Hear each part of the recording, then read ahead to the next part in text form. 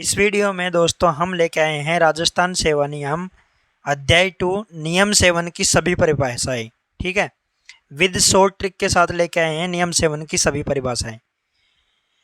तो आप 5G track solution को लाइक करें, शेयर करें और सब्सक्राइब करें। इसमें नियम फर्स्ट है 7.1। ठीक है, मैं पहला बोलूँगा।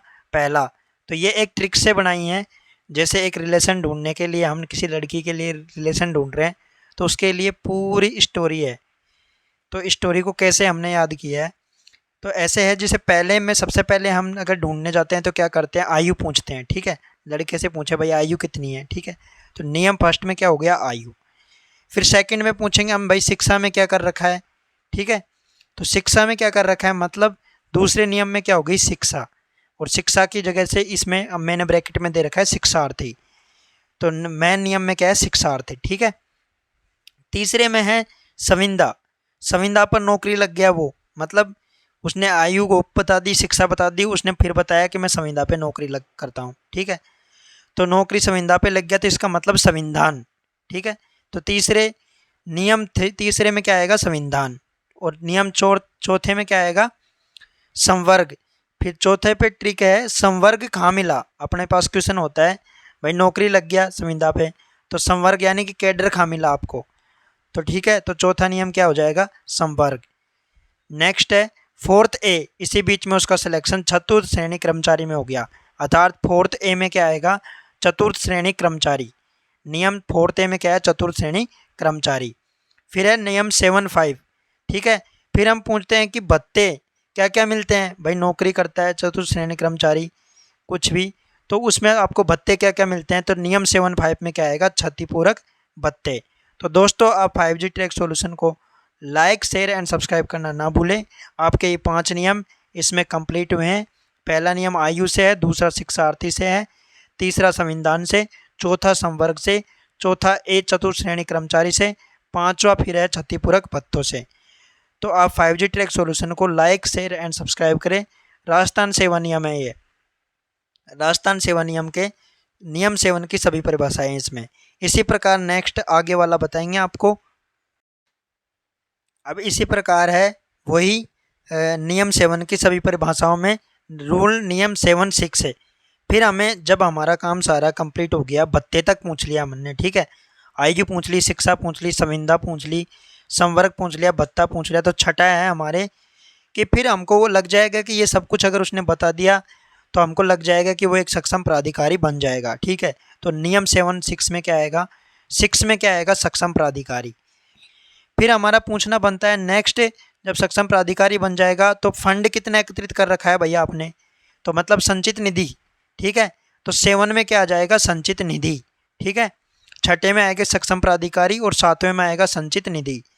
सातवें ए में क्या आएगा, ये मतलब जब हमको उसने ये बता दिया मैं सक्षम प्राधिकारी बन जाऊंगा, फंड कितना कर रखा है, तो हमारे लिए मतलब अर्थात ये रूपंती के लिए सही लड़का है।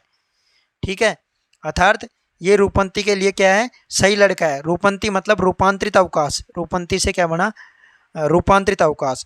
फिर ऐसे रूल नंबर 8A 7-8A, मतलब कि ये सारी जब इतनी सारी चीज़ें हो गई तो वो सारी ड्यूटी कर्तव्य निभा लेगा। ठीक है, तो 8A में क्या आएगा, कर्तव्य निभा लेगा। और 8B में क्या आएगा, कर्तव्य की परिस्थितियाँ। तो अगर जब इनकी सारी बातें हो गई तो हमने उनको सारी शर्तें बता दी। ठीक है, तो जो भी कर्तव्य है उनकी सारी परिस्थितियाँ हमने उनको बता दी। फिर ऐसे ही 7-9 में क्या आएगी, हमने उनको 9 रुपये दे के शुल्क, मतलब लड़का हमने रोक दिया, 9 रुपये का दे के, 9 रुपये दे के भाई आज से हम लड़का फिक्स हो गया हमारे लिए, आप है ना। तो आपके ये 6 से और 9 तक ये नियम है। 6 में क्या आया, सक्षम प्राधिकारी, 7वें में क्या आया, संचित निधि, 7वें ए में आया रूपांतरित अवकाश, 8वें ए में आया कर्तव्य। ऐसे ही 10वें से और 13वें तक नियम है आपके। तो 10वें में क्या नियम है, वह 10 दिन बाद विदेशी सेवा में चल जाता है। भाई जब ये सब कंप्लीट हो गया उसको हमने लड़के को रोक दिया 9 रुपये दे के 9वें नियम में। ठीक है, शुल्क दे दी, तो 10वें में 10 दिन बाद वो कहाँ चल जाता है, विदेश। क्यों, वैदेशिक सेवा में चयन होने के कारण। ठीक है, 10वें ए में वो राजपत्रित अधिकारी बन जाता है। जब वैदेशिक फॉरेन सर्विस में सिलेक्शन होगा तो वो गजेटेड ऑफिसर बन जाएगा। 10वें बी में क्या होगा, जब विदेश चल जाते हैं तो वो अर्धवेतन पर वापस आ जाते हैं। ठीक है, अर्धवेतन पर अवकाश लेकर वापस आ जाते हैं। ठीक है, 10वें बी में क्या हो गया, अर्धवेतन पर अवकाश। फिर 11वें में क्या हो जाएगा, वहाँ से आते ही यहाँ पे 11 डिपार्टमेंटों का अध्यक्ष बन जाते हैं। यहाँ पे मान ले अपने खुद के देश में 11 डिपार्टमेंट का क्या बन जाता है, वो अध्यक्ष, इसलिए उनको क्या कहेंगे, विभागाध्यक्ष। ठीक है, फिर 12वें में क्या आएगा कि अब उसको सार्वजनिक अवकाश बहुत कम मिलने लग गए। भाई अध्यक्ष बन गया, 11 डिपार्टमेंट का था, तो सार्वजनिक अवकाश बहुत कम मिलेंगे। ठीक है, तो 12वें में क्या आ जाएंगे, सार्वजनिक अवकाश बहुत कम मिलने लगे, इसका मतलब 12वें में क्या आ गया, सार्वजनिक अवकाश। 13वें में हालांकि उसका मानदेय बहुत अच्छा था। ठीक है, ऑनोरेरियम 13वें से क्या होगा, ऑनोरेरियम बहुत अच्छा था। तो आपसे 10वें से और 13वें तक यहाँ पे नियम बताए मैंने आपको। 10वें में वैदेशिक सेवा, 10वें ए में राजपत्रित अधिकारी, 10वें बी में अर्धवेतन पर अवकाश, और 11वें में डिपार्टमेंट का अध्यक्ष मतलब विभागाध्यक्ष, 12वें में सार्वजनिक अवकाश, और 13वें में मानदेय यानी कि होनोरेरियम। तो दोस्तों आप 5G ट्रैक सॉल्यूशन को लाइक, शेयर एंड सब्सक्राइब करते रहो। हम आपके लिए और आगे और नियम के लिए शॉर्ट टिक्स बनाएंगे। बहुत अच्छी है सर, आप एक बार में समझ में नहीं आएगी, दूसरी बार देखोगे तो आपको बिल्कुल क्लियरली एकदम स्टोरी की तरह याद हो जाएगी। फिर हमारे नेक्स्ट नियम है 14 से 719। ठीक है, 14 से 19 तक। तो इसमें जब हमने 13वां पढ़ा था, आपके मानदेय तक पढ़ा था। ठीक है, मानदेय होनोरेरियम। तो 14वां नियम है, 14वें में आते ही 14वें दिन पदभार ग्रहण कर लिया। ठीक है, ज्वाइनिंग टाइम। तो 14वें में क्या हो गया, ज्वाइनिंग टाइम। फिर उसने 15 दिन का अवकाश और ले लिया। ठीक है, तो 15वें नियम से क्या हो गया, अवकाश। लेकिन उसका 16 दिन का अवकाश वेतन कट गया। ठीक है, 16 दिन से, तो नियम 16वें से क्या हो गया, अवकाश वेतन। नियम 17 के पदाधिकार का उपयोग किया उसने। भाई जब वेतन क्यों कट गया, 15 दिन का अवकाश लिया तो 16 दिन का वेतन क्यों कट गया, एक दिन का एक्स्ट्रा क्यों कट रहा है। तो नियम 17 के पदाधिकार का उसने उपयोग किया, क्योंकि नियम 17 में पदाधिकार से संबंधित है। तो फिर उसने क्या दिमाग लगाया, उसने दिमाग लगाया कि 18 लाख रुपए स्थानीय निधि से निकाल कर। तो 18वें नियम में क्या है, स्थानीय निधि। ठीक है, ब्रैकेट में जो चीज़ है वो नियम में है। ठीक है, बाकी सब ट्रिक है। तो 18 लाख लेके स्थानीय निधि से निकाल कर उसने 19 मंत्रालयों में दिए। तो 19वें नियम में क्या है, मंत्रालय कर्मचारी। ठीक है, 19 मंत्रालयों में उन्होंने पैसे दिए 18 लाख रुपए स्थानीय निधि से। तो 18वें नियम में स्थानीय निधि, 19वें में मंत्रालय कर्मचारी।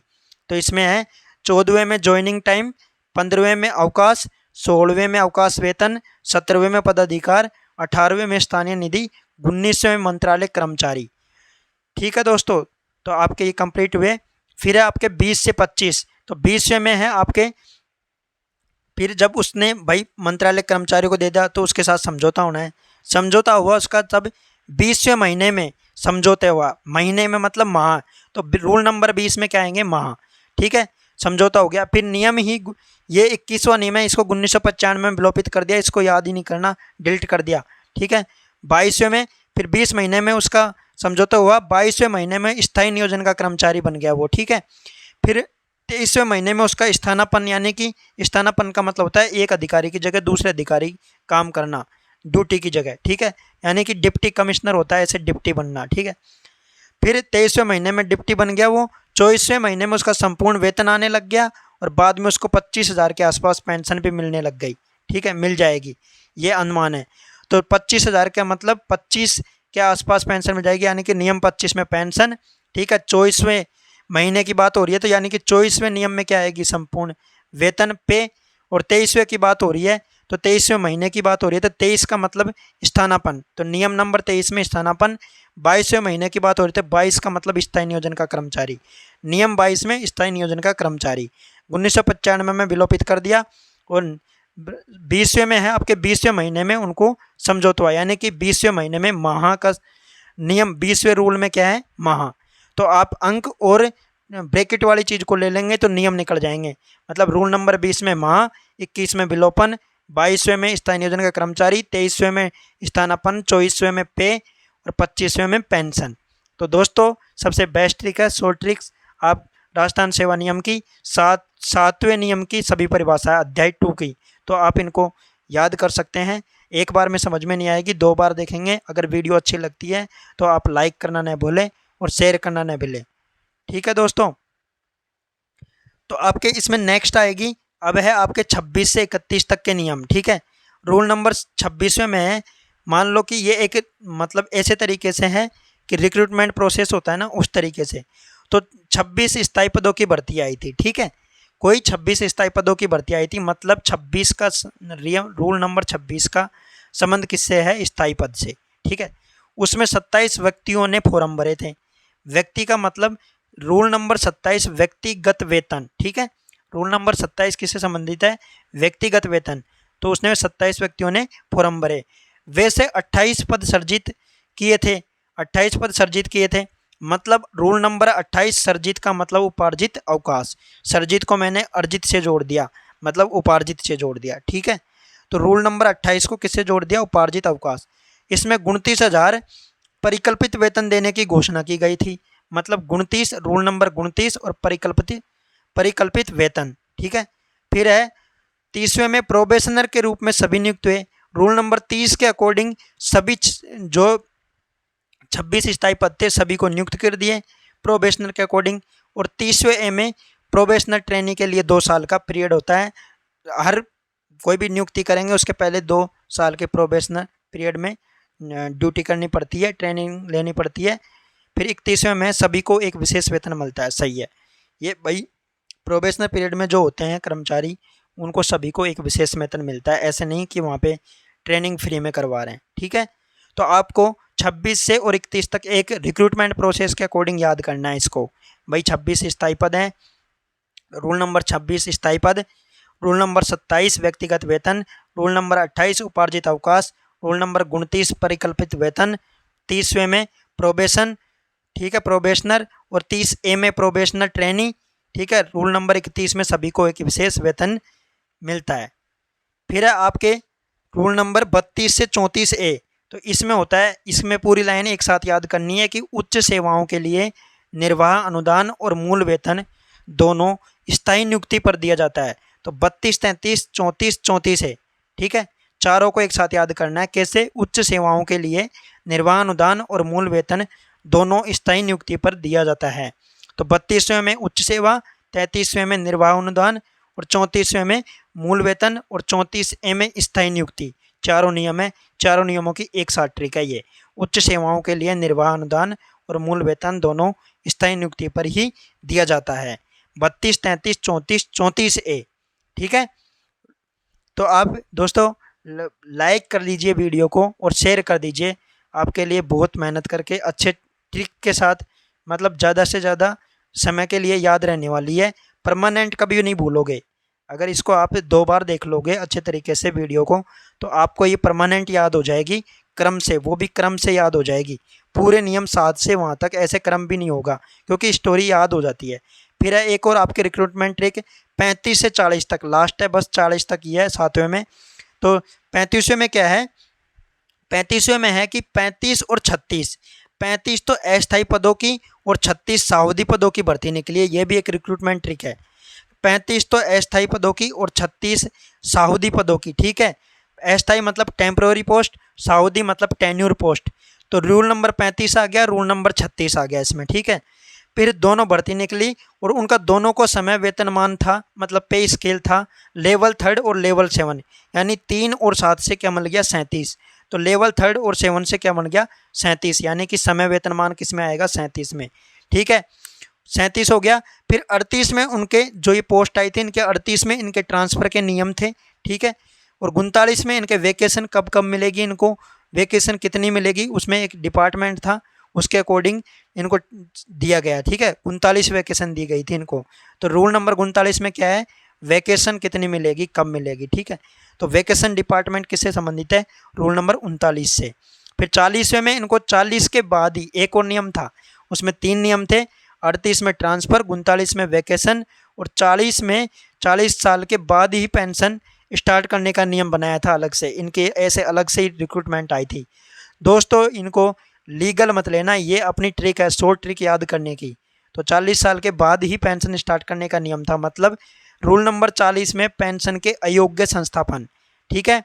तो आपके 35वें में आ गए अस्थायी पद, रूल नंबर 36 में आ गए सावधि पद, रूल नंबर 37 में आ गया आपके समय वेतनमान, रूल नंबर 38 में आ गए ट्रांसफ़र के 38 नियम, 39 में आ गया आपके वैकेशन डिपार्टमेंट और 40 में आ गया आपके पेंशन की अयोग्य संस्थापन। तो आपके ये 5 नियम ही हो गए। इसी के साथ 7 से और 7:40 तक 7 की नियम 7 की सभी परिभाषाएं आधार अध्याय 2 कंप्लीट शॉर्ट ट्रिक के साथ कंप्लीट है दोस्तों। वीडियो को लाइक करें, शेयर करें और यूट्यूब चैनल को सब्सक्राइब करें। धन्यवाद।